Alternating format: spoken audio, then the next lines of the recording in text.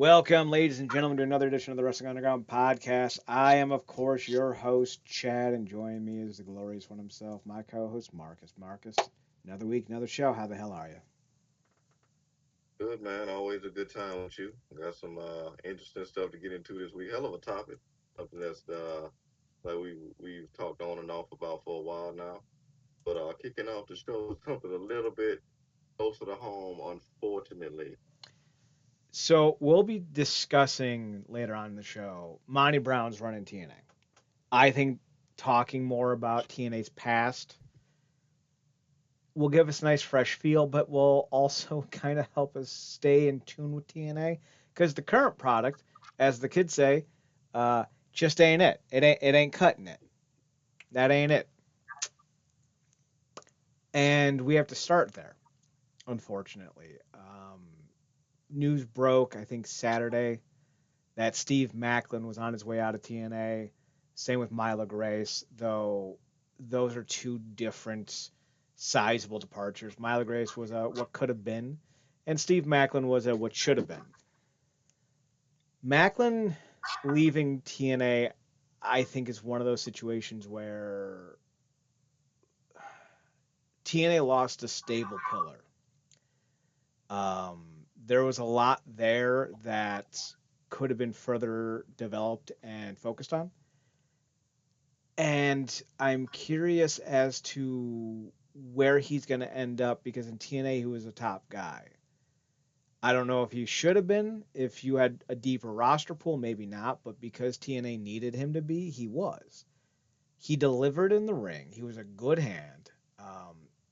And while I think he was a bit limited as a character and his promos were never exceptional, TNA's roster pool is so depleted of talent, you can't afford to lose this guy. I think about it like I'm gonna pull out an old basketball reference. The 2001 Cleveland Cavaliers were abysmal. They were tanking for LeBron or Dwayne Wade, or well, they didn't know about Dwayne Wade yet. No one did until 2003. But they were tanking for LeBron, and they had a young point guard by the name of Andre Miller, who was a all-star capable point guard and could have been a great asset for LeBron should they have kept him. But he was also so good, he was getting them more wins than they wanted.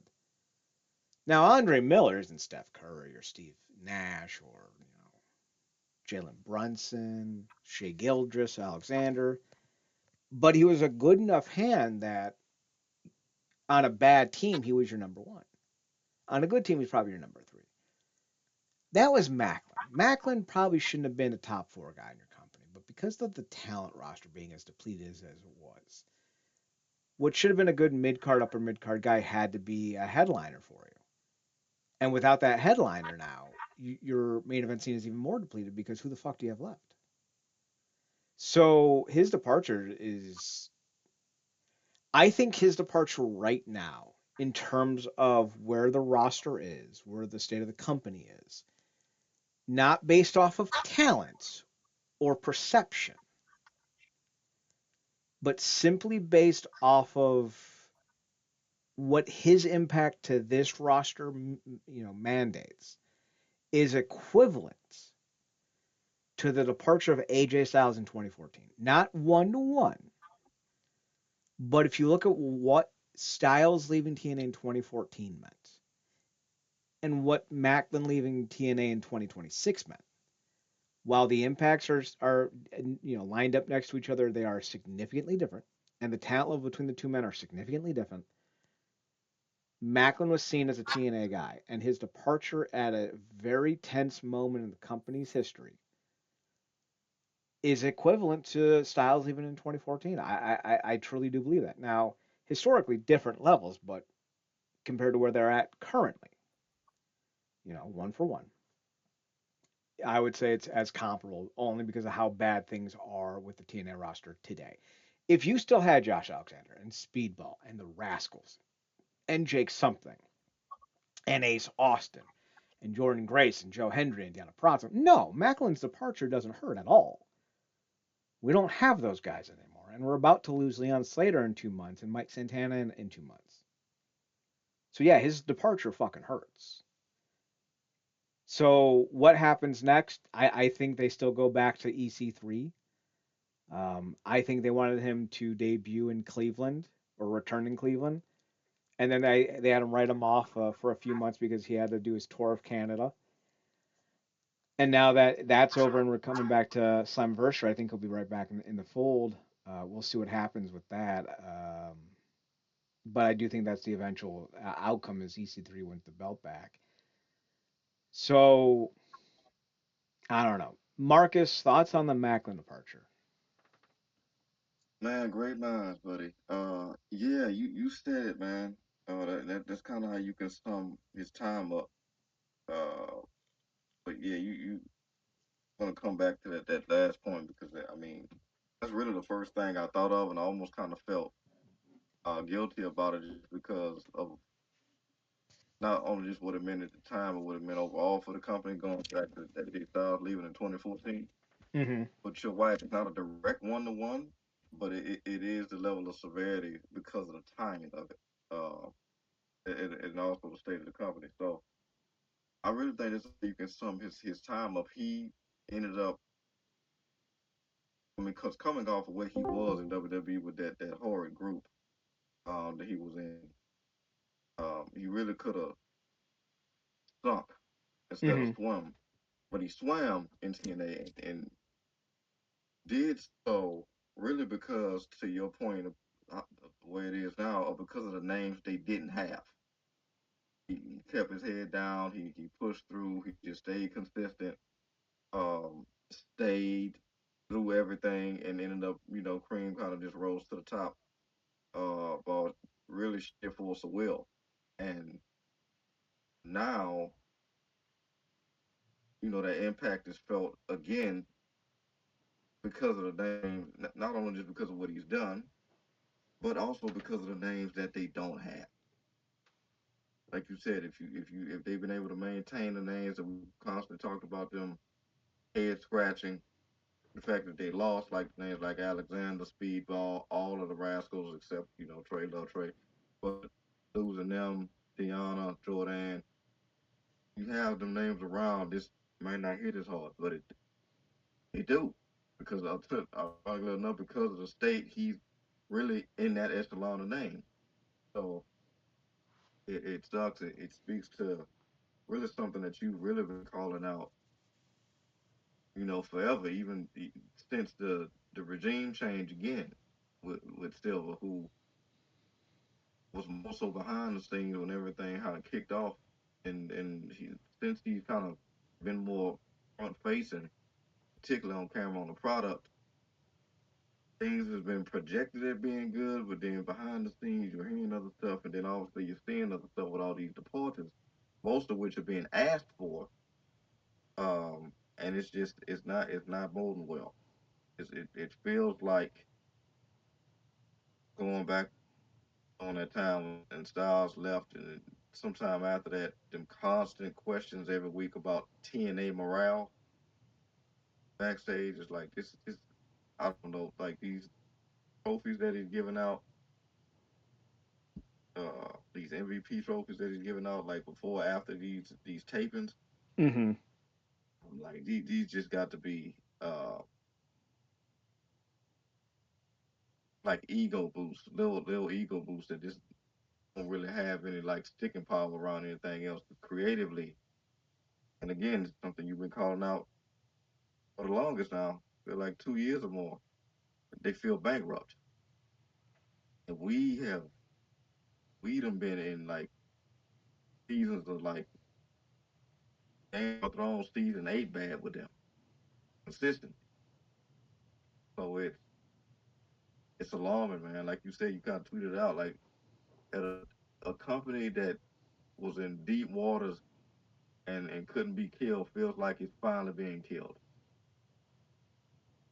And and rarely do you add somebody, but the fact that you added Silver, it just speaks to the severity level of it, you know. So it sucks, and appreciate Michael for everything he did. The fact, like I said, they feel like he really he rose, he cream of the crop through sheer force of will, and he was consistent and loyal. It just sucks that it's coming to this, but I do appreciate when talent look out for themselves, and if he see them about to hit the iceberg, and instead of turning away, they pushing forward, I jump off it too. That seems to be kind of, what's going on. It seems like the ship is sinking, and Carlos Silva is more worried about saving the lifeboats than he is the people on it. Now, someone deep dove into Carlos Silva and basically said that he has a history of working with companies to make them look profitable before a pending sale. The WWE can't legally acquire another wrestling promotion for, I think it was 4 or 5 years, due to some type of uh, kind of, it's a byproduct of the merger with the UFC. They cannot create a monopoly. I think it's monopoly, or a monopoly. They're two different ideas. Yeah, And so, because of the fact that because the UFC and WWE hold such a huge margin on their respective shares of their industries, they can acquire more um, companies. And I think AAA was an exception because they're not in the U.S. So there's still a timetable, so to speak, for TNA before they can even be sold to the WWE, if that is Carlos Silva's goal. However, I don't necessarily know if that's Carlos Silva's goal to sell TNA to the WWE so much as it is to sell TNA. And I got to think, with the rumors surrounding Scott D'Amore and with Jeff Jarrett's time in AEW potentially coming to an end because his contract has to be up soon, there's a part of me, and it's a hopeful naivete that D'Amore and Jarrett get back in bed with one another and buy TNA from Anthem. And if that did happen,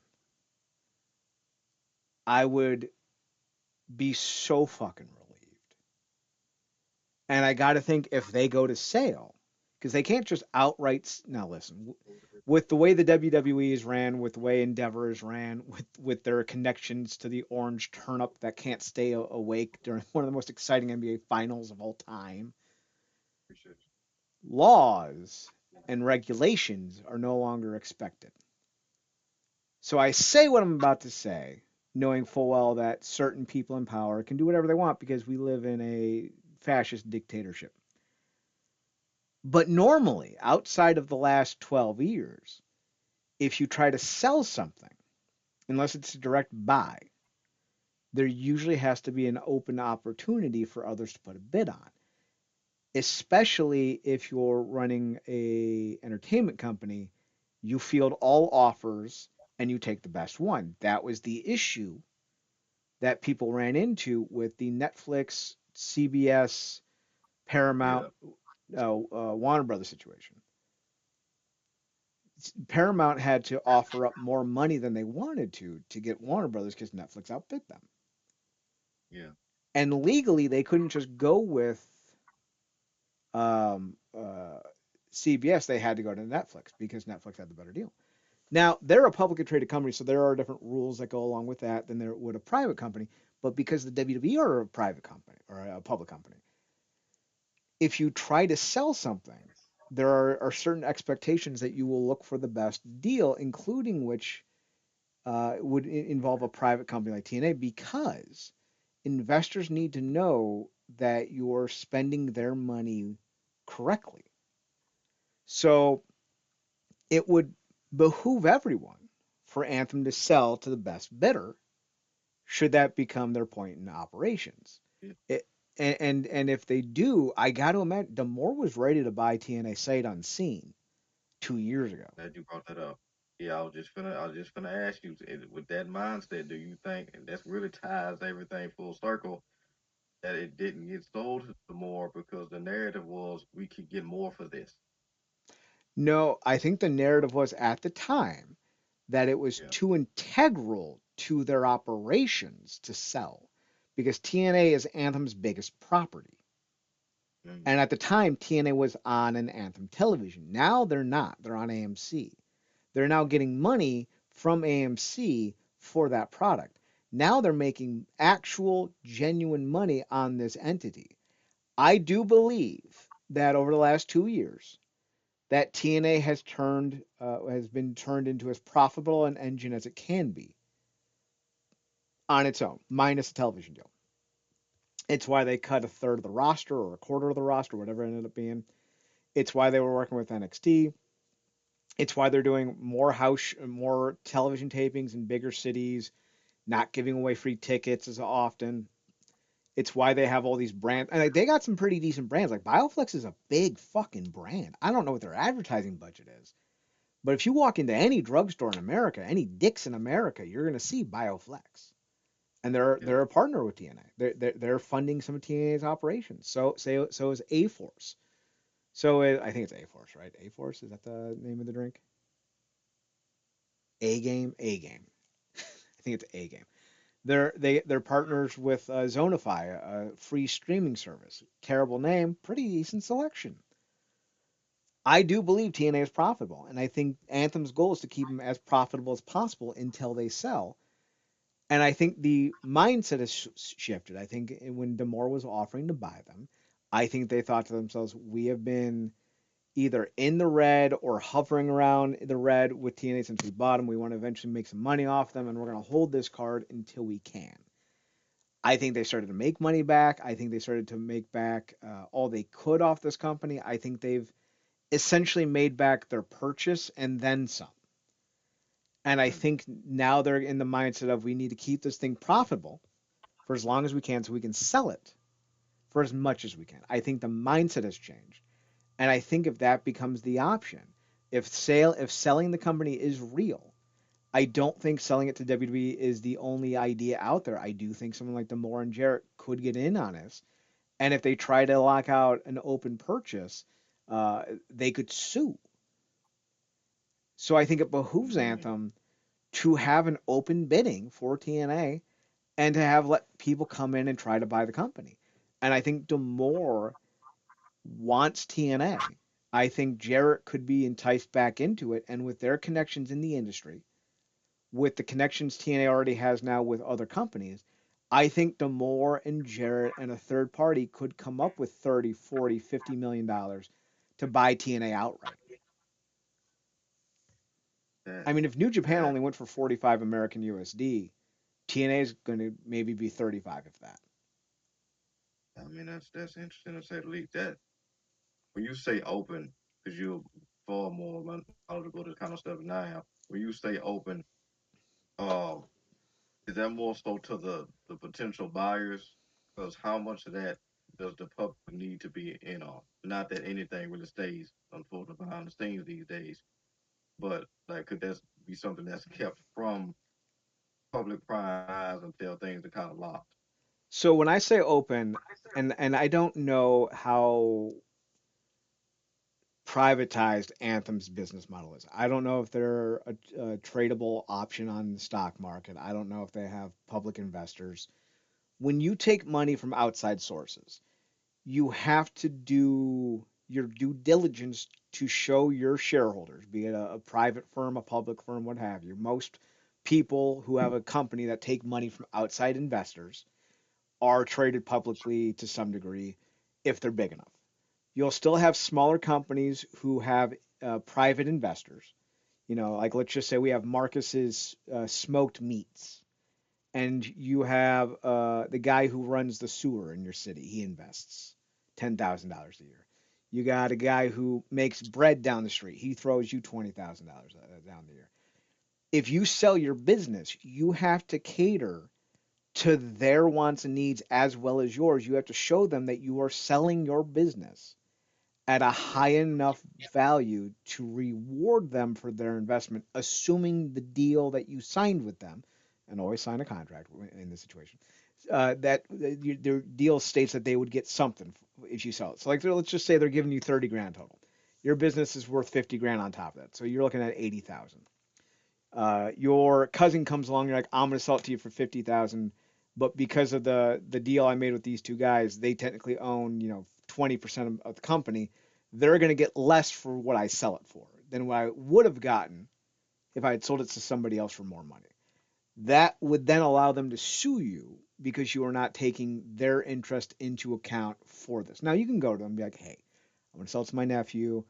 we're gonna make a little bit less money, but I'm gonna pay it back to you guys in what I take back. I just think he deserves it. He's a good. Or you can continue, or you could write in like you'll continue to invest in the business with my nephew in charge. And there's a lot of ways to go about it. But long story short, if you have investors, you have to prioritize their investment and their returns whenever you sell, whether you're a public traded company or a privately traded company. And Anthem, I do believe, have private investors. So if you do sell TNA, and TNA is your biggest property, not your cable network, not Invicta, not whatever, it's TNA. You have to show that you took the best deal possible whenever you sell it. Otherwise, you open yourself up to Yeah, lawsuits, which is what we're seeing right now with the WWE. Now, the WWE is publicly traded.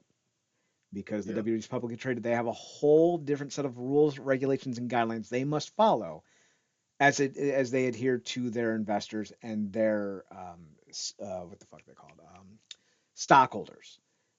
yeah, They have to abide by their wishes as much as anyone else's. Not as much in Anthem's case, but Anthem still, to a degree, has to. So when you go to sell a property like TNA, in you know, in theory, let's say you've never taken a dollar of investor money, you could then just sell it to whomever you want for however much you want.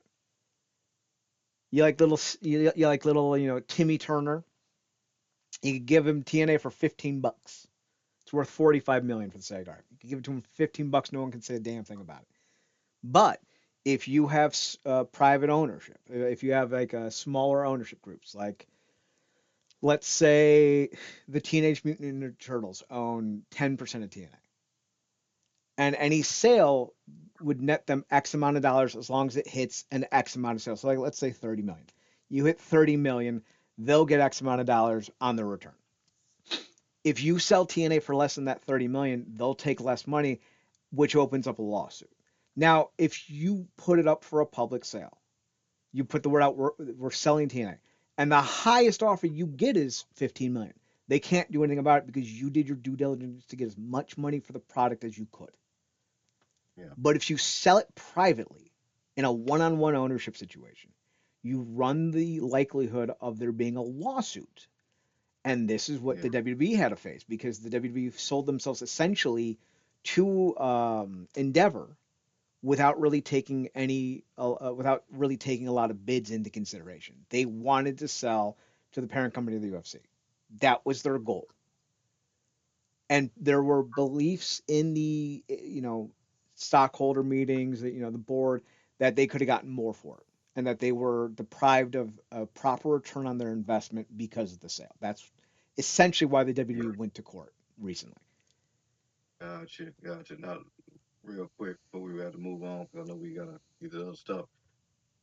Could it be like the Warner Brothers thing with this, where like I said, John Q. Public, the press are in on it from like minute one, and could that hurt anything No, in regards to? Yeah, depending. So like all of this is always dependent on the contracts that are signed when the deal is being announced, right? If yeah, you and I agree to buy TNA, we're two different companies, and TNA sits down and says, we don't care if information comes out, do with it as you will. Then we can sit here and, yeah, we offered 25, he offered 25.5, but we have the capital to pay off 28 or 24 of it right now. We'd only have to take a small loan out to cover the last 10%, while he's taking out loans on 15%. So like we're in a better shape to land it. We could do that. Now if they sit here and say, and this is usually what happens, they'll sit here and tell you, hey, we don't want information about the sale getting out for ego reasons. You cannot disclose what's being said. Fair enough. That goes out the window when you're a public company though. The WWE does not have the ability, the right, or the legal standing to hide how much they were sold for because they're a publicly traded company, and because you're publicly traded, all that information must be easily obtainable. Show that your shareholders do not feel they are being misled. So got in this situation, it's dependent on how the seller wants to treat the goings on. In the WWE's case, or in Warner Brothers' case, because I think Warner Brothers is publicly traded as well, um, that stuff can't be hidden. We'll see what happens though. If the day of a Jarrett Demore return does come to fruition, like I truly wish it does, I think the industry's in for a huge fucking awakening. Speaking of awakening, 15 things that TNA needs to do for and after Slammiversary is up on the website, realnerdcorp.com, realnerdcorp.com.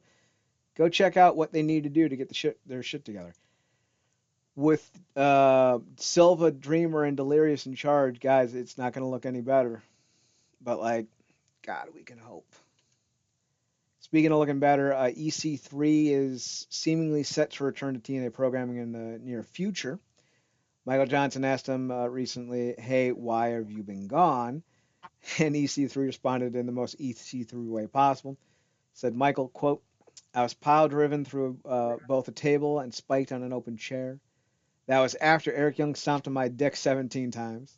Those are wounds that require some time and solitude to regroup and strategize. In actuality, as we mentioned last week, he was on a near month-long tour of Canada, doing a bunch of shows up there. I assume he'll be involved in Slammiversary to some degree. They just, I think, recorded the last two episodes or last set of TV tapings before Slammiversary. It's possible he shows up in some type of vignette or video package or what have you. I've not seen all of the spoilers yet for the last set of tapings, but it's possible he is on the show and we just don't know about Yeah. it. And it's also possible he could return to Slammiversary, which I think is most likely. So, They need to make a splash some kind of way. right? Oh, okay. We got some spoilers. We're gonna pop those open as we read. Uh, Yeah. speaking speaking of some fascinating TNA lore, Ken Anderson was recently on Chris Harris's podcast, Tagging with Chris Harris, former member of AMW, and he shared a funny little story about his time with Kurt Angle. Now, obviously, they had the Lockdown 2010 match, which is probably Anderson's best ever match. In fact, much like with Kurt Angle and AJ Styles, and sometimes I even do believe with Sting, I do believe Ken Anderson's best run in wrestling was in TNA from 2010 to probably 2012. And when talking about his time with TNA, specifically with Angle at Lockdown, he talked about how their match at Lockdown got cut initially, down from a prior 23 minutes. He goes on to say, we were told that we had a pretty significant chunk of time, 23 minutes. That's a good solid match time. So we have all this mapped out, and then on the day, Kurt comes up to me and goes, they cut our fucking match time. They're shaving 10 minutes off of our match time. I'm not happy about it. Then he walked away from me. He came back to me a little while later and he goes, fuck it. We're going 23, whatever. Don't worry. I'll take the heat for it. Now, if you know that, now you know that if you go 30 seconds over your time, you got some explaining to do, right? You're in trouble. We're talking about going 10, 12 minutes over our time. D'Lo Brown was our producer. Mark Slick Johnson was our referee. Whenever we were around them, we didn't talk about our full routine, so to speak. But when it was just us, we were like, we're going to go, and I think you can see it in the match. At some point, Slick comes up to us, probably 8 or 9 minutes in. He's like, okay, time to take it home, baby. And we just kept going. And we're a minute away from what are supposed to be our finish. And it's funny because he was progressively getting more and more frantic. Like, guys, they're fucking telling me to go home. And by go home, they mean, end the match. We just kept wrestling and kept doing our shit. Then he's like, guys, they're screaming in my ear. Kurt just goes, tell them to fuck off. Which is funny because he didn't have to say, I have a, because he didn't have a two-way. It's not a two-way conversation at that point. And by what Anderson means is the headphone that Slick Johnson is wearing didn't have a mic, so he couldn't actually tell anyone anything. And that's what was funny about it. Anderson goes on to say, we just did our thing. We went through. Nobody said a word to me when we got backstage. There wasn't a posse of people waiting there. Like, you guys went fucking way over. It was like, you ever been told that if you're going to be late, really be really late? Instead of just being 5 minutes late because then you got heat, they'll yell at you and they'll cuss at you or whatever. But, like, if you're hours late where they're just thankful that you're there, it was almost like that scenario. Now, I do believe there's a little bit more to that. The match was fantastic. Yeah. That might be one of TNA's best ever matches, and I think that's what saved their ass was how good it actually was. So Yeah. I think that's pretty Yeah. awesome right there. Now, Yeah, apparently, man. rumor has it, Marcus, they cut the time because they wanted to make sure Hulk Hogan had enough time to get to the ring. Because at that point, he had started to use a crutch, I think, because of how bad his back and knees were, and they needed the extra time for Yeah, Hogan to be able to do his shtick. Now, I don't know if that's true, but that's the rumor. yeah. I mean, if that's real and truth, 100% even more reason why I'm glad that happened. But yeah, I mean, look, it just seemed asinine to me in regards to any way to cut anything from a Kurt Angle match, Mm-hmm. particularly during that time, uh, when he wasn't depleted like he was by the time he entered his run at TNA. But also, I mean, that is something at his level that he can do, take the heat for and still not really get, uh, slacked, if you will, for lack of better phrasing. And I would like to hear from him on. I don't know if he's spoken on it before or whatever. But yeah, and I think you will agree with this. That reminds me of like the comedy oath about being like persnickety about going overtime, not only Mm-hmm. just because of you basically screwing off the next guy, but just it's the comedy etiquette in general. But I guess there is something to be said, much like Kurt Angle, if you are comical seniority, say I guess like a Dave Chappelle or that ilk, where if you're killing, how much are you gonna say when you get off? How much is gonna be said, I should say, when you get off stage. So yeah, it's you definitely made the right decision, like you said. Uh, one of the best matches they've done, certainly one that we always talk about, and that feud needed it, particularly with Anderson. Like I don't even know because that's not the cage match. Is that the cage? Yeah, that's the cage match. So yeah, Mm-hmm. that needed all that. Yes, the only person I feel bad for is the ref because he's the middleman that's catching all the flack just because he's the middleman. So tell him to f off. I can't. Yeah. So the thing is that Kurt Angle in 2010 was probably at the end of his peak athletic era. Yeah, I would not want to piss that man off. If Kurt Angle told me to tell him to go fuck off, I would leave the ring, run in the back, and be like, Kurt wants you guys to know that he wants you to fuck off, and I'm so sorry.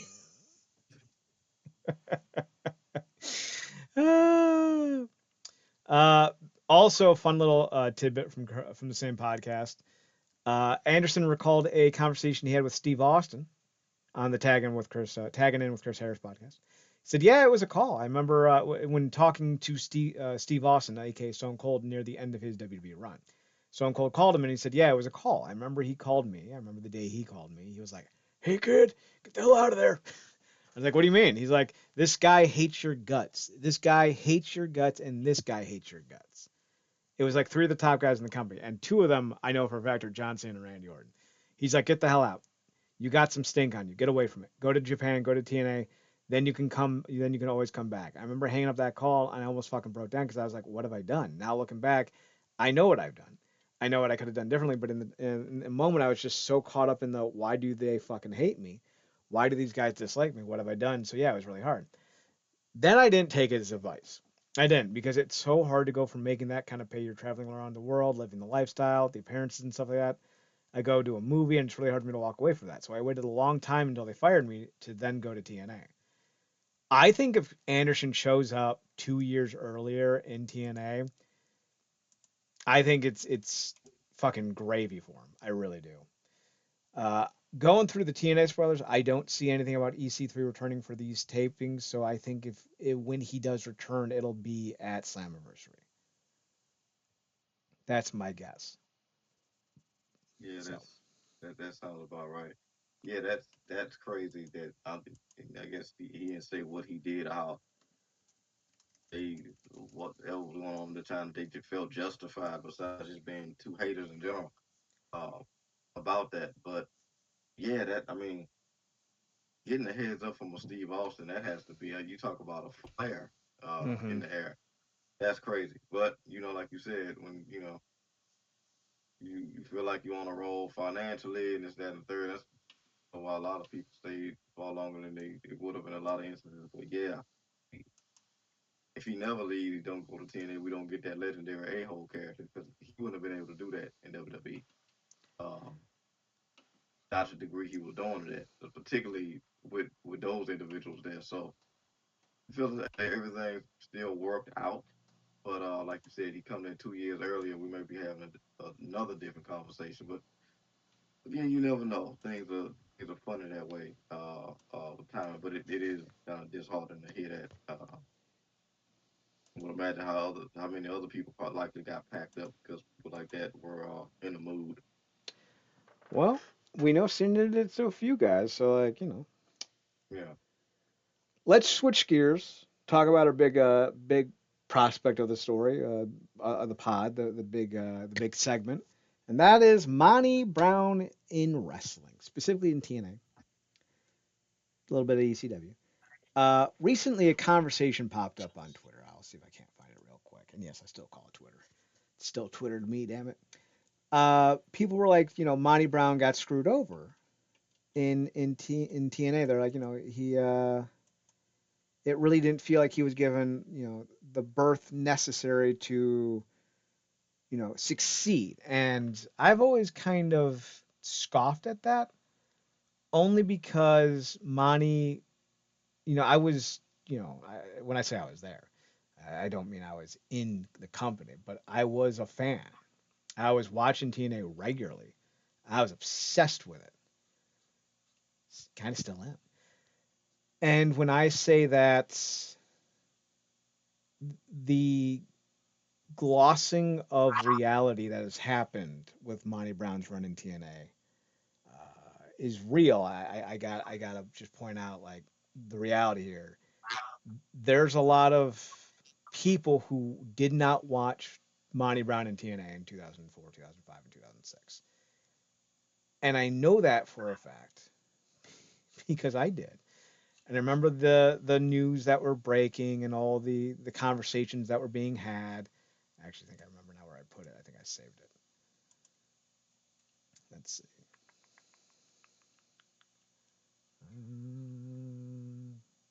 Did I not? Maybe I didn't.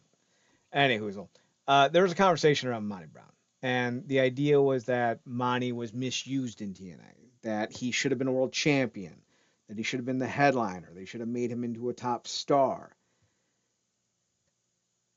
I want to be very clear. I like Monty Brown. I like Monty Brown quite a bit,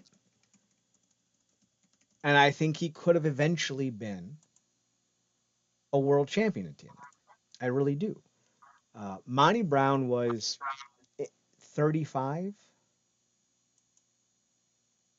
when he was in TNA. 34, 35. He got a late start. He was born in 1970, debuted in 2001, joined TNA in 2020 or 2002 for only a handful of dates, and he came back in 2004. And he was already 34, 35, 36 during his run in TNA, and he retired at 37. He was an older prospect, and he'd spent a lot of years in the NFL playing football, doing a lot of damage to his body. When he came into TNA, if you don't know this, the era was a bit different than what fans kind of remember collectively. A lot of people who talk about 2004, 2005, they're talking about the WWE because they weren't watching TNA because no one was. TNA, if they were on television, which only happened in the later part of the summer 2004, were on Fridays for me regionally at 4, I think it was 4 p.m. on Fox Sports Net. And because Fox Sports Net wasn't a traditional cable network that had national reach, but was instead was a collection of regional networks, kind of like how Ring of Honor was being broadcasted for a while. They would be on different days and different times depending on other events. Like if you were in a market that had a baseball game on, maybe it would air at 10. Maybe it would air at 3 or noon or midnight. So there was never a set date and time for TNA. And then when Monty Brown started to have the apex of his run, they weren't on television at all. They lost their deal with Fox Sports Net a year into being on them, and they went about 6 months, I think. I think it was May to October without a deal. Or it was maybe April to September without a deal, and they landed on Spike TV. But in that time zone, in that time period, A lot of people were watching TNA and were seeing marquee names. They had Kevin Nash, Scott Hall, Jeff Jarrett. Sting was doing a bunch of appearances. Lex Luger had just done some stuff for them. They were bringing in legends like Hacksaw Jim Duggan and Rick Steiner. They had Vader and the Road Warriors. Getting the names people want to see wasn't hard. It was getting talents who could wrestle the matches they needed to produce to stand out from Ring of Honor and WWE. That was the issue. So a focus was on guys like Loki, Samoa Joe, Christopher Daniels, AJ Styles, Chris Sabin, Petey Williams.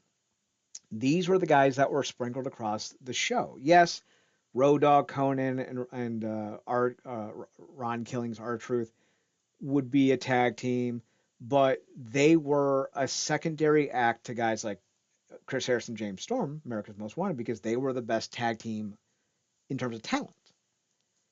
And while we can sit here and scofflaw about Jeff Jarrett's in-ring abilities, Jeff Jarrett got the best matches out of everyone he ever wrestled in TNA. He made Raven look great. He made Styles look great. He made Nash look great. He made DDP look great. When Nash wrestled Jeff Jarrett at Destination, I think no, it was Against All Odds 2005. Many people say that that was Nash's best ever match, and that was 10, 11, 12 years after his prime in WWF. Says something. Says something about Jarrett. Real quick, because I Yeah. know it could be inflammatory, but do you feel like in real time Jared did but doesn't get the credit for what people always like to talk about what Triple H did? As far as what? What he did for talent that he worked with, because Triple H is always get touted as like somebody like Brett said, whoever said about Triple H, he wasn't the guy, he was the guy that worked with the guy. Yes. Jarrett was closer to Brett in that regard. Uh, Yeah, to be clear, Bret Hart is in a echelon of conversation in terms of talent that maybe has five other people in that conversation. Period. End of discussion. I'm not saying Jarrett's in that conversation. What I'm saying is the reason why Jarrett was always used in every promotion he ever worked to the rate that he was because he always got the most out of the guys he wrestled. Booker yeah, T looked as good as he could because of Jeff Jarrett. Jeff Jarrett made Styles look like $1 million. Now, a lot of people will kind of thumb their nose at Jeff Jarrett the same way they do at Triple H at the same time period because both kind of were deemed as being the guys who held the belt up for grabs. It's truer in Triple H's case. It's not as true in Jeff Jarrett's case. Jeff Jarrett had one very long run, and that was it. But the reason why the belt kept going back to Jarrett is because networks wanted someone like Jarrett to hold the belt. They wanted someone with WCW credibility. They wanted someone with WWF credibility, and Jarrett had it. So they kept going back to it. They took the belt off of Raven because Raven was on, truly the end of his run. Raven yeah, in 2005 was such a far cry from where he was in 98 and 99, but he was still beloved. But he had gained weight. He wasn't in the shape that he used to be. Obviously now, he has Parkinson's. I think he has diabetes. I think he has knee issues. He's got a lot of shit going on with him. And I think in 2005 you started to see that what he got from TNA in terms of that final title run was a thank you title run. It wasn't your our future title run. It was thanks old Yeller. yeah, Jarrett was the one they called on because Jarrett could give you those moments. He made Rhino look like $1 million. He made Nash look like $1 million, DDP, and eventually Monty. And we're going to get to that part of the conversation. But when we look at TNA in that time period, the focus was on getting the best wrestling possible because that was their brand, total nonstop action wrestling. Monty, if you've never watched TNA in this time period, did not have a strong showing as far as matches goes. A lot of what he did well was the Goldberg methodology. Mm. I'm going to pull up his run from 2004. We're going to just look at the back half when they were on television and we're doing pay-per-views. So let's see, where's the first one? Turning Point. We need Victory Road. Where's Victory Road? Here we go. All right. So in the build-up to Victory Road, Monty Brown defeated Eric Stevens, member of the Naturals, 1 minute 43. Monty Brown defeated Eric Stevens. Not sorry, Eric Stevens. No, that's not Naturals. That's Andy's. Andy Douglas and fuck, forget his name. I think Eric Stevens is the guy who just re-retired after wrestling with Ring of Honor for a while. He defeated Eric Stevens in 1 minute 43, then defeated Eric Stevens and Mark Stevens in 50 seconds. Monty Brown then defeated the Naturals, Andy Douglas and Chase Stevens. That's where I'm getting confused. In a one-on-two handicap match in 2 minutes and 22 seconds. Then there was a Monsters Ball three-way match with Monty, Abyss, and Raven. That one, 8 minutes and 25 seconds. Monty defeated Raven in 4 minutes and 14 seconds. Then we had Jarrett versus Monty on Impact. That lasted 13 minutes. We then had a Serengeti Survival hardcore match with Monty and Abyss. That went 11 minutes. Monty defeated Disco Inferno in 27 seconds. So you see there's a pattern. On television, we get quick matches. On pay-per-views with strong opponents, we get longer matches. Final Resolution, he wrestles twice. With DDP and Kevin Nash, DDP I think was 55 at the time, and Nash was 46, I think. Maybe they were both 50. Let's look it up. Kevin Nash. Kevin Nash was born in 1959. 1999, he'd be 40. 05, he'd be 46. And DDP, I think, was either 50 or about to be 50. So he's significantly younger. And that match only goes 9 minutes. Then he's in a match with Jeff Jarrett later in the main event. That goes 16 minutes and 17 seconds. We're starting to see the trend. Monty Brown defeated Johnny Devine, minute 52. Then we have a tag match with Monty and DDP against the Naturals. That went 10 minutes. Another tag match with DDP where they face off with Team Canada. That goes 9 minutes. Lance Hoyt and Monty goes 6 minutes. Monty Brown and Triton, which was, oh God, goes 6 minutes, and that was a no contest. That's one of the biggest fucking jokes of all time. We can talk about the Triton effect later. Monty and Kip James, he's now a heel, took on DDP and Sean Waltman. That match with 9 minutes. BG, James, Diamond Dallas Page, and Sean Waltman take on Jeff Jarrett, Monty, and Kip James at Lockdown. That was actually the first ever Lethal Lockdown. That goes 15 minutes. And when you look at who's all in the match, you can see that. Let's see.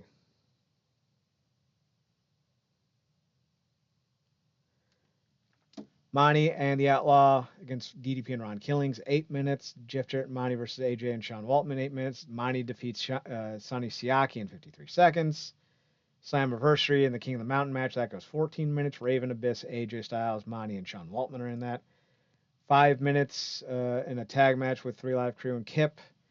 Minute 51 against Elite Skipper. 2:21 in a win over Apollo and Sonny Siaki in a tag match. So they kept Monty short. And they kept him short for a reason. Now, some of it was to build up credibility. A minute match with Lex Lovin in 2005, yeah. But some of it didn't need to happen because minute 45, no contest, Monty Brown and Sonny Siaki. Sonny Siaki's a hell of a hand. I know he doesn't get the love he deserves these days. But Sonny Siaki was Monty Brown before Monty Brown. Sonny Siaki was from 2003 to 2005 their next it guy until they ran out of love for him. He was an X Division champion. He had the look, the charisma, the athleticism. You could get a lot more out of him than a minute 45.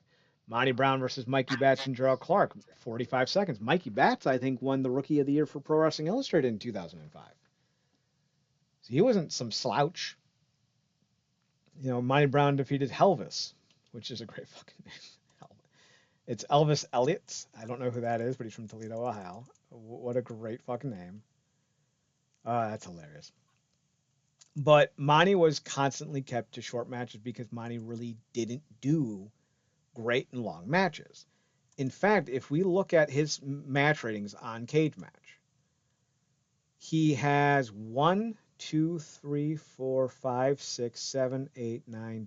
matches that rate 6.0 or higher. Of them, two are singles matches. One with Christian Cage, which, if I remember correctly, is Turning Point 2005. It was the number one contenders match. That got a 6.47 or a two and a quarter star.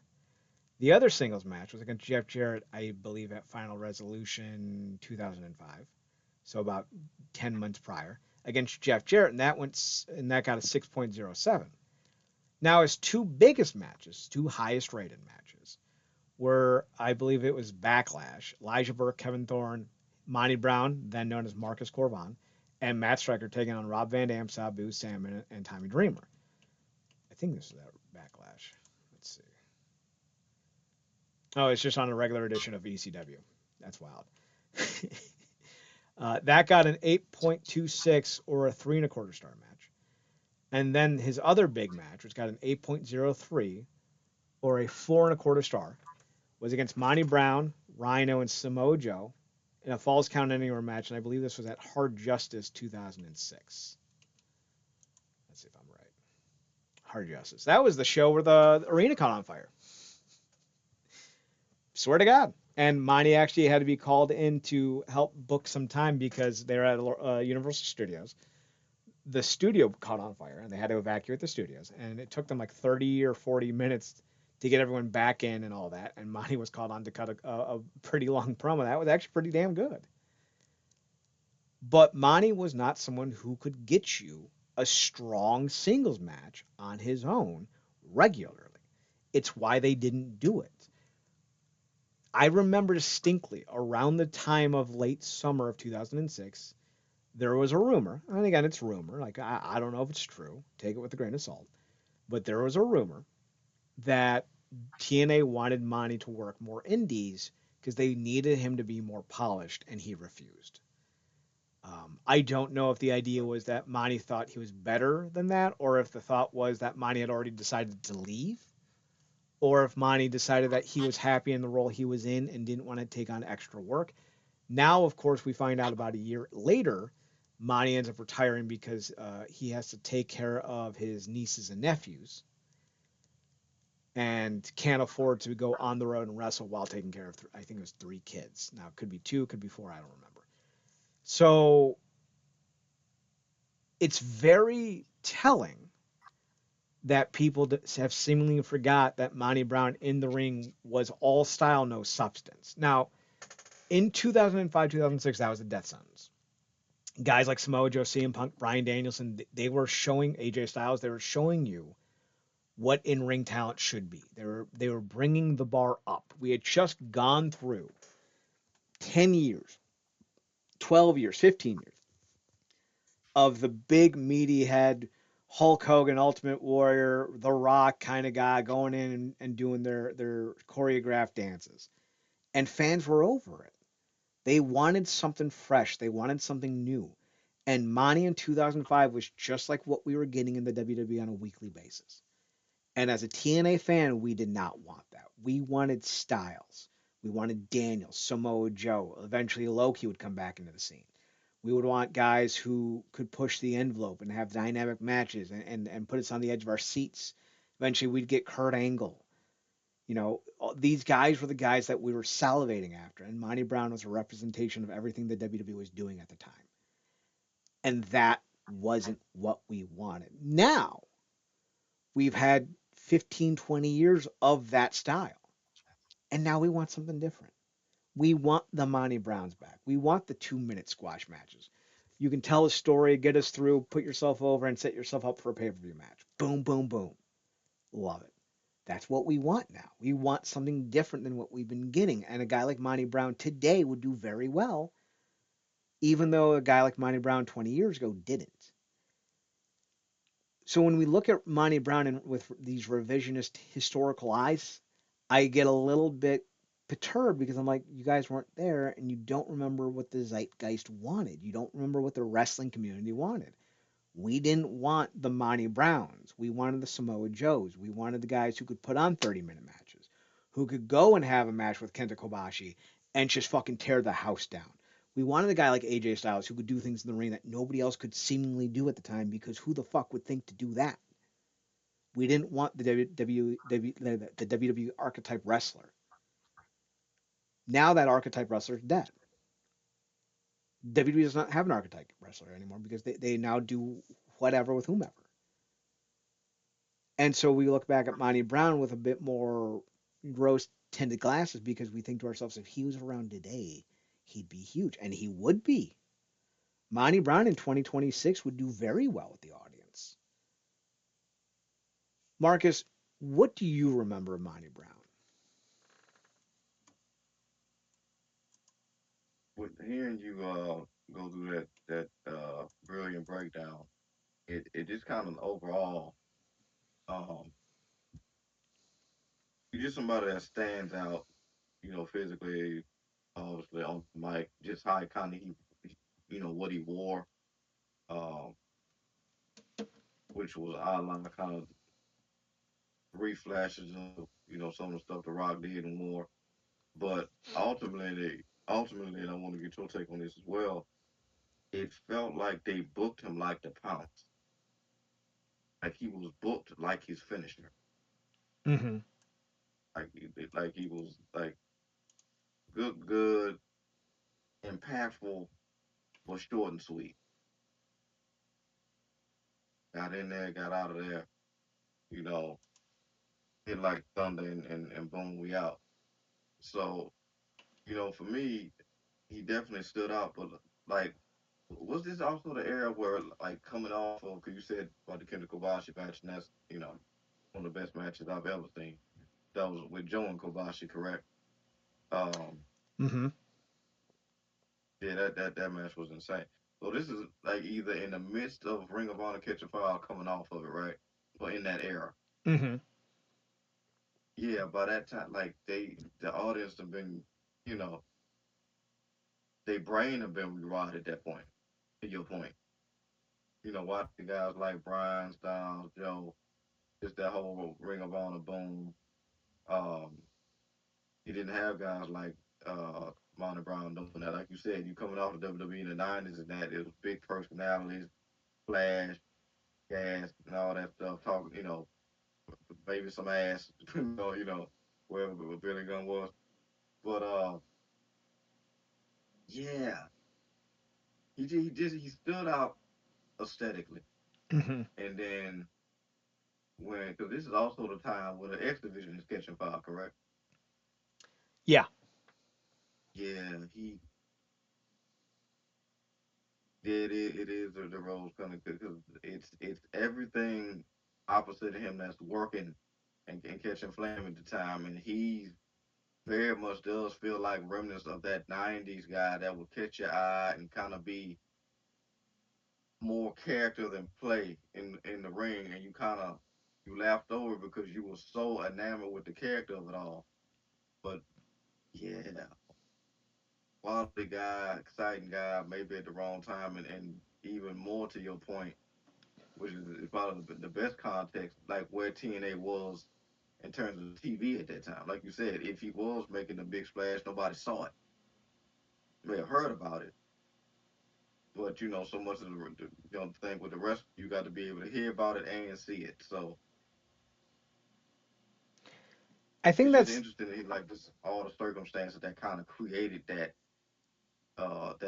actual narrative and around what who he was, what he did, what he didn't do at the time. so I think one of the things that benefited Monty was at the time he was one of one. There weren't a lot of guys who were doing what Monty Brown did in TNA, so he stood out. And I thought there was a place for him, but I also thought that that place needed to be someone who was more refined in the ring. He was a late bloomer, had a lot of miles on his feet, so to speak, on his knees, on his back, but he was probably, while I think he was middle tier, if not bottom tier of the roster in terms of in ring talent. I do believe that he was emphatically probably their most charismatic guy. I think he was someone who, until Christian and Sting got there, was their best promo, was their most entertaining. He had a style all to himself. He wore that. He was always like a leopard or cheetah print jacket. Yeah, He would the always wear staring it. Getty of it all. Yeah, Right. He would always wear it. And then he would come in and he would have, I think it was like a lion. He would have like a lion's face on his trunks, and he would either wear like black or red, and it just had this real intensity about him. He had these dope sideburns. He would yeah, mimic kind of like a predator, like a lion or an animal, like a big cat. In his promos, he'd sniff and he'd rub himself like a lion would, and he had this aura about him that stood out from everyone else.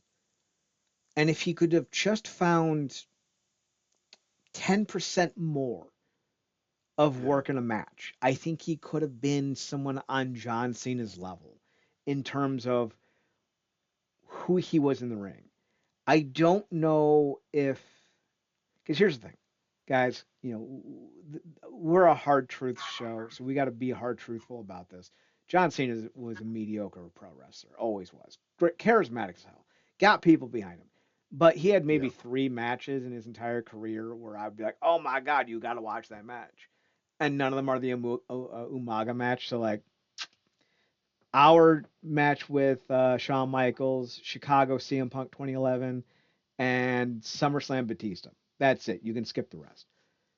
And I think Monty could have had a similar career where he was charismatic, he was dynamic, but having him wrestle 20 minutes in the main event every month when you were trying to build up a pay per view model and trying to prove that your pay per view every single month was worth watching, that was going to be a tall order because he couldn't really do it.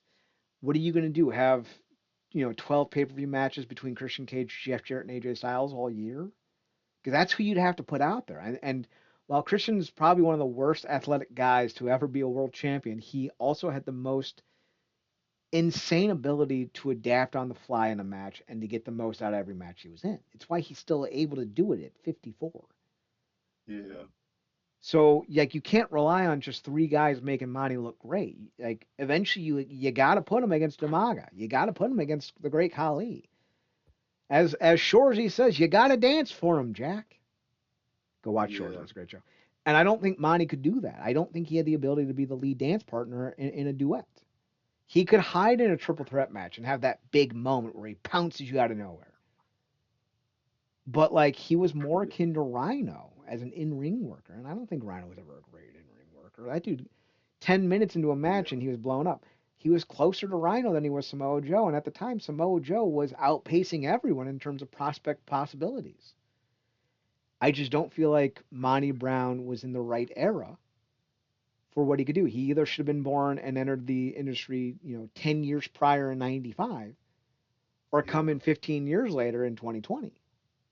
Unfortunately, with when he was born, this was the era he came in at, and he became yeah, one of the more mediocre prospects, even though he had some of the highest um, bits of entertainment value. It's just unfortunate. Still great, though. And I yeah. think he's a TNA Like legend. I just don't think he should have been a TNA world champion at the time. yo, 100% agree. Like you said, he absolutely stood out. With the way he moved, like he's you put this in a like I like to see him in like Gotham as a club bouncer. I would have been. You think you speak of Gotham? I don't know if they ever did Bane. I don't remember that they did, but I think Monty would have been a great Bane. Just a cracked out Bane. Yeah, I think that would have been a fucking just amped yeah, up, psychotic, eyes bulging out of his mask. Because Monty can do yeah, that. Monty's got that charisma. yeah. But Yeah, but I think what kind of hurts Monty's long term legacy outside of TNA is the fact that he went to the WWE And I think he had a good run. Like, I don't think his run in WWE was bad. He was the best part of the New Blood stable. And Yeah. now listen, he only had to deal with Elijah Burke, Matt Stryker, and I want to call him Vampire. That's not right. Kevin Thorne. He only had to deal with them because I know CM Punk was technically part of the group early on, but not really. But Yeah. Marcus Corvan was the star of that stable. But Uh-huh. he retired, 2007, not long after his stable His started to pick debut. up steam. Yeah. June of '07 was the last match, and it was Yeah. actually in the ECW World Title Tournament to crown a new champion after Bobby Lashley went to, I think it was Raw, and he lost to CM Punk. But even in WWE, like, he wrestled CM Punk, it went less than 7 minutes. He did not have another singles match in all of June. Let's see, what else did we have? Because I think even WWE kind of saw his limitations. Yeah, Um, it's interesting because I always like when you do these comparison contrast breakdowns. I was gonna ask if there was any comparisons, um, because I know you always give him praise for his early work. Uh, any comparisons between Money and like fresh on the scene Brock, if any? no, I don't think they have a lot in common. So amateur wrestling is the quickest way to get a high floor, if you know what that means in pro wrestling. When we talk about the prospects and possibilities, we talk about a person's ceiling on a person's floor. A person's floor is how bad they'll be, and a person's Mhm. ceiling is how good they'll be. Now, you Yeah, can have a high floor, so even at your worst, you're still better than most. And when you come with an amateur background, you come in with a higher floor than most. Monty Brown was a pro football player, and a decent one at that. He went to a Super Bowl. I think he went to two. He wasn't a starter, but he was like a rotational guy. He played. He played a lot. Monty did not come into wrestling with a high floor, but he had a high ceiling. So he could fail, and he could fail hard. And early into his run, when he had, what was it? Not Jerry curls. I think he had braids. He had kind of a basic look. No one really looked at him twice. He was still a big guy, but no one really saw him as the alpha male. No one saw him as that. yeah, Gets a new haircut, bulks up a bit, changes up his attire, comes back as the alpha male, and we start seeing him as that. Brock came in as just a jacked, steroided up white boy with an amateur wrestling background, and we were going to get spoon fed him whether we wanted to or not. Monty had to prove he deserved to be out there every single week. Brock had a rocket strapped to his ass. Brock was going to win the King of the Ring, even if Brock sucked. yeah, Now, beyond that, is going to be up to Brock. But Brock had a very high ceiling and a higher floor than most people will ever have. Monty came in with a very low floor, and I think he exceeded what his prospective ceiling was going to be. I would not say they're a 1-to-1. I think a good 1-to-1 right now might be someone like Calvin Takeman. Not in terms of their overall aesthetic, but they're both bigger guys that, in the right circumstance, can be a heavy hitter who moves shockingly well for a guy their size. Um, Maybe somebody else that we could sit here and do a nice one. Maybe Moose. I think Moose is a better 1-to-1. yeah, I think Monty is more nimble than Moose was. At Moose's height, he was never as laterally quick as Monty. But Moose athletically may outpace Monty because Moose hit a fucking drop kick on a dude on the top rope. Like, he jumped and kicked him. Like, that's a hard fucking thing to do. yeah. He got to have a match with Alberto El Patron that I actually enjoyed, and I fucking hated Alberto El Patron. I was on the hate train on that dude before he ever showed up on WWE. I was on his hate train when Miracle Crow Cop kicked his fucking head off in Pride. Like, my hate train for him lasted a while. That's why I'm sitting in the front seat on the train and everyone else is getting in behind me because I bought my ticket early. Yeah. But he had a great I, match I, with Alberto, so I think that's a better 1-to-1 is Moose, not Brock. yeah, I like the comparison you did with Rhino too. I think because they never clashed, right? They No, did. they wouldn't have. Oh, they did. So they their three-way that they had with Joe is Monty's top-rated TNA match. One of his other top-rated matches, though not as high, is I want to say it was from Victory, not Victory Road 2004. Maybe it was Victory Road 2004. Now, yeah, Victory Road, not 2004, 2006. It's not a match that's deemed good. Match Guide on Cage Match gives it a 4.9, which is a pretty bad grade. But considering how limited both dudes were, I actually think that this was a strong outing for both men because I don't think Rhino ever really. Let me say this. I think Monty Brown's best match is better than Rhino's best match. But both, they're the perfect 1-to-one for one another. Both had big moves. Rhino had the gore. Monty Brown had the pounce. That was all they really had, plus some charisma and a unique look. That's enough to get over in certain cases. For Rhino, it was enough to get him to be a world champion in ECW because Jerry Lynn was the only other main eventer, same with the Sandman. Rob Van Dam didn't want to work because he was getting paid. Sabu was nowhere to be found, so Rhino was the perfect candidate. If Monty was in a situation where AJ Styles, Jeff Jarrett, eventually Christian Cage, eventually Sting and Kurt Angle didn't exist, yes, Monty Brown would have been world champion in TNA because they would have needed him to be. But TNA didn't need him to be world champion, so he wasn't. And I think when you kind of look at Monty Brown in that historical context, I think we understand a little bit more why Monty wasn't given the run that I think people today wish he had gotten.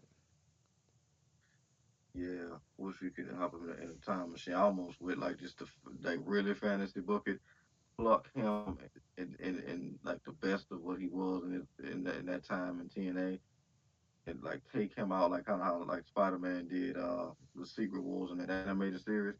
Pluck him out of that and put him in like the hottest part of Lucha Underground. That character, Actually, come on, so bro. I like that idea, but I think there's a different era that Monty would excel in more.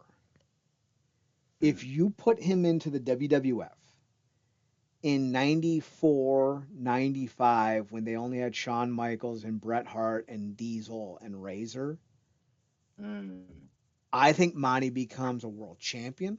I think Monty becomes the guy. And I think instead of talking about how Diesel had his run, I think we talk about how Monty Brown had his run. And with Monty's charisma and ability to cut promos, I think Monty may even elevate the brand not past WCW, but much higher than Diesel did in '95. I think is what it was.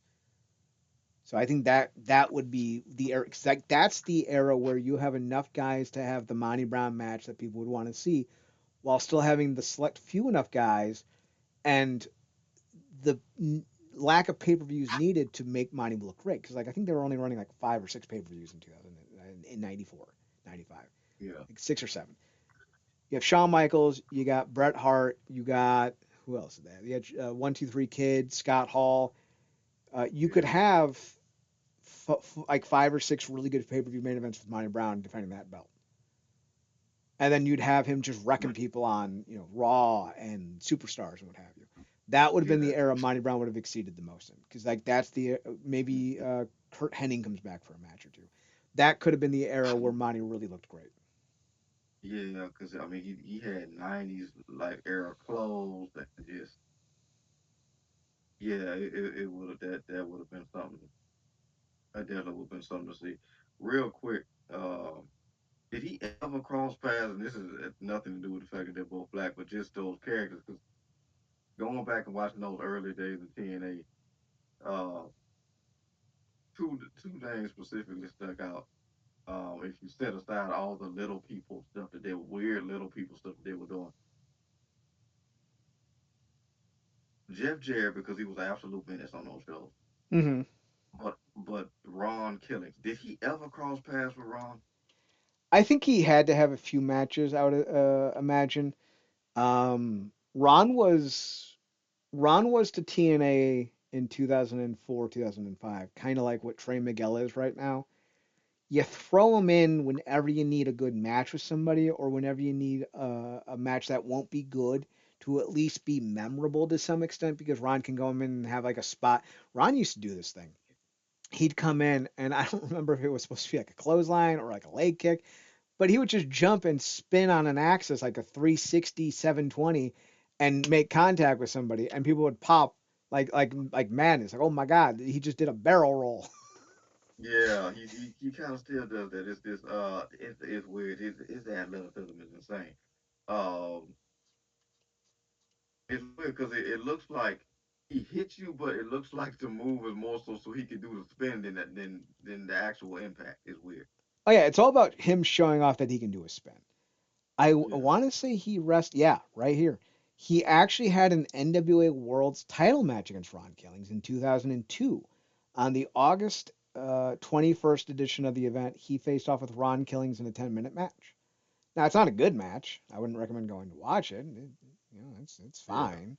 It's not great. Yeah. It got a 3.80 on Cage Match. They're out of 10. Yeah. Just kind of give you an idea. I think I was just talking about because those early when you had me go back and watch those very first pay per views that they put on when they had the bikini models up top and then they had Yeah. these little people on the shows, but it had Militant Ron, like Militant Yeah. Ron versus that Militant Ron versus the like an alpha male in the promo off man. Yeah. Militant Ron was Ah, something. Militant Ron, bro. And here's the Oh thing, my like he went to the deep south, made fun of NASCAR, challenged a bunch of white people to fight him because he was black, and then ate racial slurs every day. And I'm like, guys, it's hard for me to call him a heel when he's oh proven every man. single one of these fucking audience members correct. It's why Militant Ron didn't last long. Oh man. I think his run with Three Live Crew is definitely underappreciated. He got to rap, like all three of them rapped. Their Yeah. theme song is Road Dogg Conan and Ron Killings rapping together. Just a fun little tidbit. Ron Killings' TNA run should have been a lot better than what it was. He didn't get a lot of the main event feuds that he deserved. And I think some of that had to do with Vince Russo being kind of a bad booker, but that's a different show, a different conversation for a different show. Real quick, who did you first see do the pounce before Monty Brown? The pounce in the formation that we got from Monty Brown, I think, was originated by Monty Brown, but it's really just a Gotcha. modified splash slash spear. Yeah. Like Mabel did something similar where you just run into the guy and explode and like his arms out and send him flying. Obviously Yeah. Rhino and Goldberg did their versions. John Tenta did his. Vader did one where he would run up and slam the guy with his arms over their shoulders and knock him back like almost like a belly blast. So there's been Yeah. variants, but I think Monty Brown's where because what Monty did was he would tuck his arms in, lead with his hip, and make contact with their lower side, like right above their Yeah. hip, and he'd explode his arms out to make them fly. And I'd never seen anyone do that before.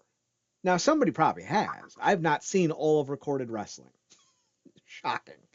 As much as I watch, I've never seen anyone do it before Monty. So I think Monty's variant was very unique to him. And let's say Jarrett and Demar get the company and they get a Yeah. video game partnership. I need to see Monty Brown in a TNA video game. I think he was in the last one too. And I need to see that pounce in glorious, whatever the digitized version is going to be. Yeah. I would imagine his football background certainly played a part in that Oh, it because did. I was thinking about it when you were talking. I'm like, TNA really also set the stage for a lot of never before seen moves that have absolutely been bastardized today. To me, like the pounce. But and obviously, the one that immediately comes to mind is the Canadian Destroyer, which has been hold every 6 ways from Sunday. Um, but yeah, that to me, he's also in that tier of like I don't know who's doing it before him, but the way he put his specific stamp on that pound is another reason why he's a TNA legend. Right. Absolute TNA legend. Never won a major title. Never won a title that I can ever find. I think that's the wildest thing out there. Never won a title.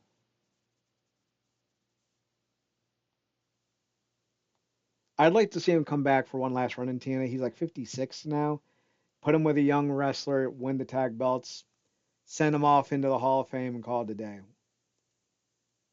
I was just gonna ask, man, would you like him to go in that Hall of Fame? I personally would as well. Just some acknowledgement of just his career, what he did, um, stuff like that. I mean, they've already brought back a lot of different acts. Um, I don't I don't know if they could have brought back in Angelina. I know, put emphasis on Angelina because I really want to bring up Velvet Sky, but you can't have beautiful people without Velvet Sky. But uh, let them bringing back names just to have them, like you said, a short burst runoff with some names. Um, 'Cause I would like to think he's still in shape. Oh, he Guys is. that, yeah, guys like him usually keep that up unless they absolutely fall off or have some type of illness. So yeah, that'll be some great stuff.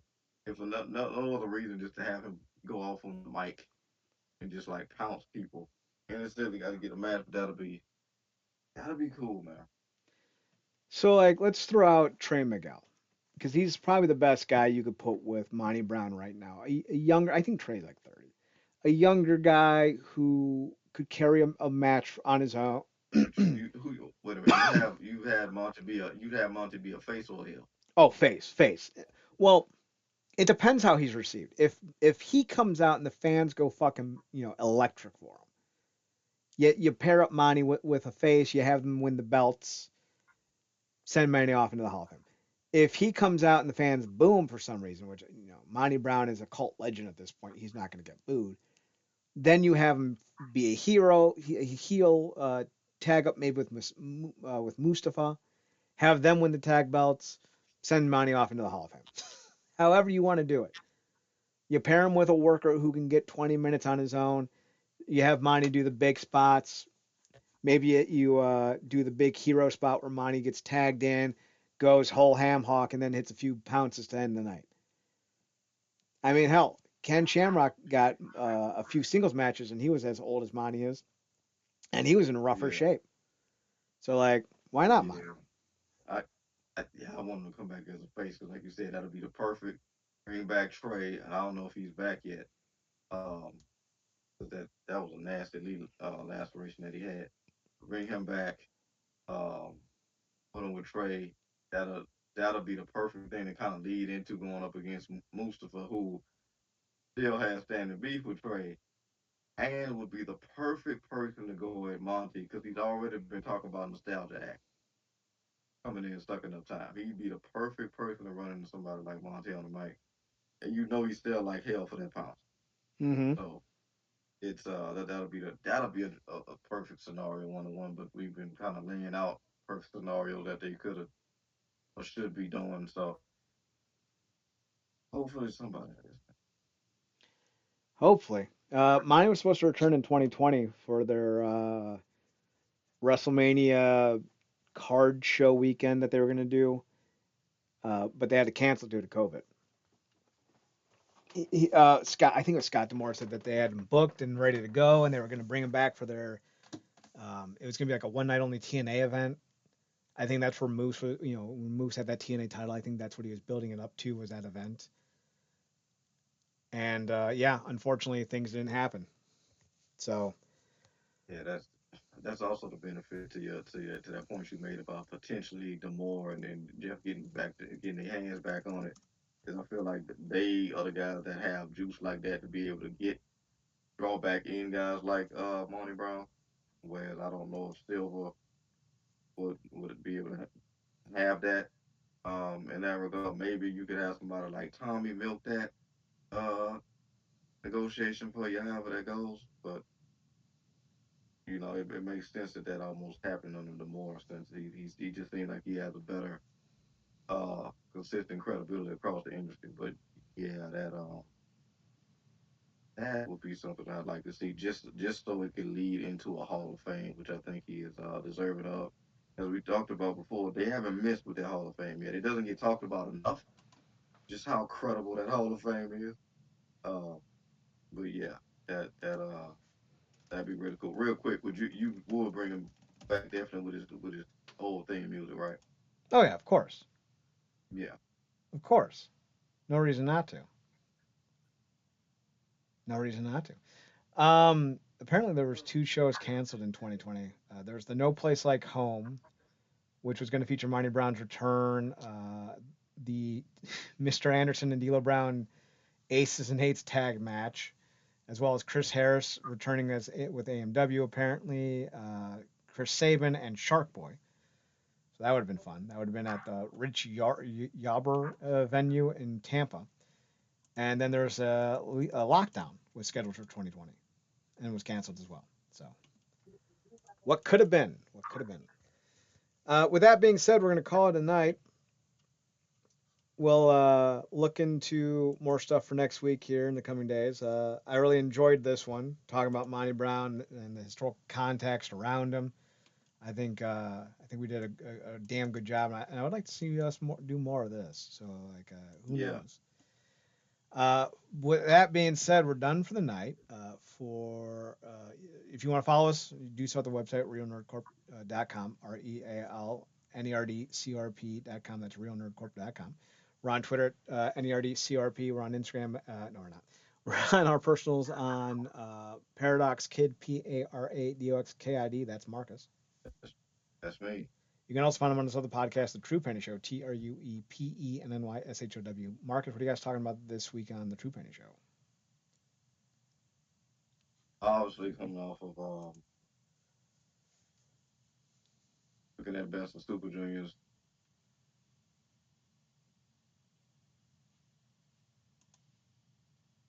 Super Juniors? do have a couple. There we go. Uh, I heard Super Juniors and then you cut out. yeah, talking about the Best of Super Juniors, stuff of that nature, and also got some talk about some legends coming up in a couple weeks. So just be on the lookout for that. But yeah, the juniors, the Super Juniors 33 nights 11 and 12 in the semifinals, in the finals. So keeping up with that tournament, like you said, a lot of interesting stuff going on in New Japan right now, for better or for worse. But they do always put on a good tournament.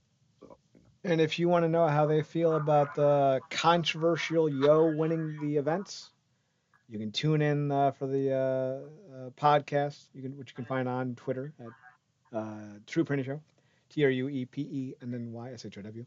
You can also find me on Twitter at Chad Nerdcorp, CHEDNERDCORP, and on the Instagram at Chad's photo at CHEDSPHOTOHUT. Be sure to check us out again on the website, realnerdcorp.com, twitch.tv backslash wrestling underground, and youtube.com backslash wrestling underground. I've been Chad. He's been Marcus. Thanks for tuning in. Thanks for checking us out. Thanks for giving us a chance. Remember, as always, to watch more wrestling. And Marcus, take us home.